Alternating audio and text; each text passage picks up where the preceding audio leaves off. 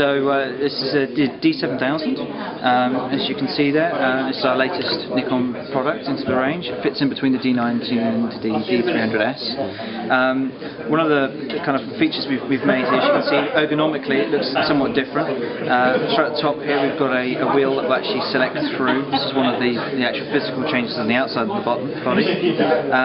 The camera itself's got a 16.2mm pixel CMOS sensor.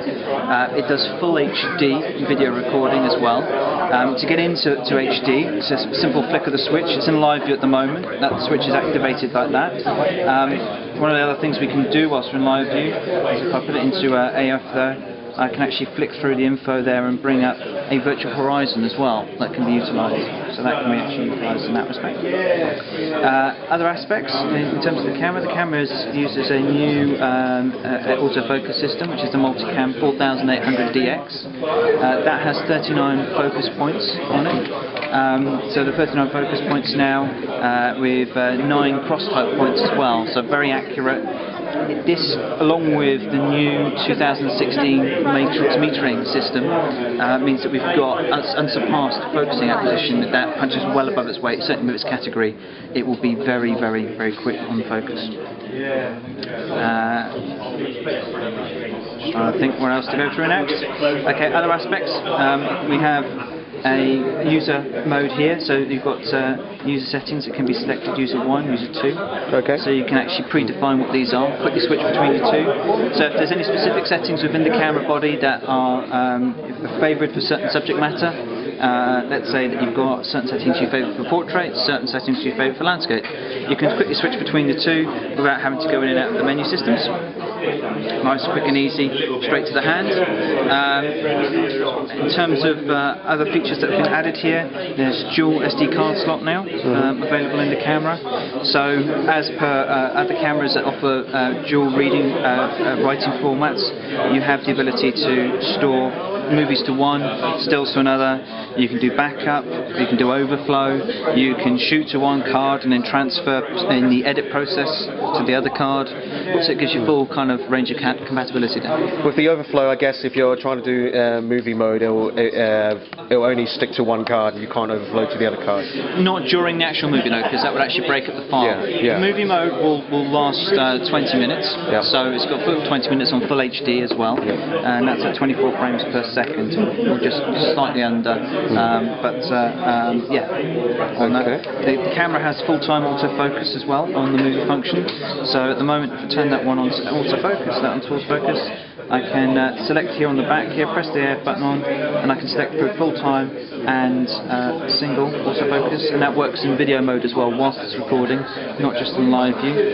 So there's a second button there as well, so you press that button down and you can select through. In normal stills mode, out of live view, if I hold that button down, I can select quickly through my various focusing options. So the same button at the front, yeah? Same button at the front. Okay. So it's very, very easy, very convenient. It's where photographers that are used to the Nikon system expect to find autofocus controls. And if I change the front there, I can select my grid. So either all 39 points are 3D, auto, single point, continuous, and A there as well. Okay. Now I see you've the continuous shooting option button is actually gone next to the top screen. Yes. How do you get to there now? Continuous shooting now is by this dial here, so it's very akin to our top-end models where there's a dial for continuous shooting. So continuous high to get the full 6 frames per second continuous shooting mode is there. So you can move the dial to that section there. That's continuous high. Continuous low, you can set any frame between 1 frame a second to 5 frames a second. Okay. So if you want to do a burst at 3 frames a second, continuous low is there. Again, it's the fact that it's in its own set dial, it's fixed. You press the button down, it's not going to move once it's set, but it's easy and accessible, so you don't have to go into menus. Cool. And can you tell us, walk us through again how you do continuous focus for movie mode? Just a quick recap. Continuous focus for movie mode. We start live view by turning it on there. I'll take it back to its default screen, so it's the default setup for live view and in movie. If I had this set to manual and I turn the manual settings on, I have manual control over video as well, so I can manually control my exposure. To change the focusing to full-time focus in video, I select there, and if I rotate the sub-command wheel, which is the one at the front, I can go through my wide, normal, and subject tracking. So I can actually select the subject based upon its shape, colour, tone, and it will track full-time focus during mid-video as well. And where is this indicated? This is indicated by the symbol here. So this symbol there. That's face tracking? Face tracking. Got wide focus, as you can see the box has got wider. There's normal, which is the normal default focusing, and then there's subject tracking, where we could point it at the camera there, for instance, and select OK. And now, as I move across the frame, the subject will remain in there. Now, if I was taking a video, it would track that. If the subject was actually moving towards me, coming further away, the focus would engage and it would actually move with the subject. Okay, cool. So we have an external mic in now for video as well, so that allows you to attach a stereo mic to the hot shoe, so that fits in there, and this part here is a GPS attachment as well for the GP1.